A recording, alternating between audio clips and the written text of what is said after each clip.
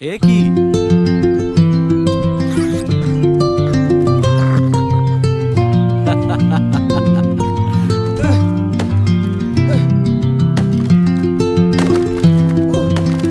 কি করছো এটা? কি ব্যাপার? এ কি হচ্ছে? এ কি?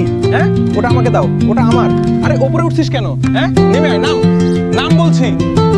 আজ তোকে শিক্ষা দেব বান্দর।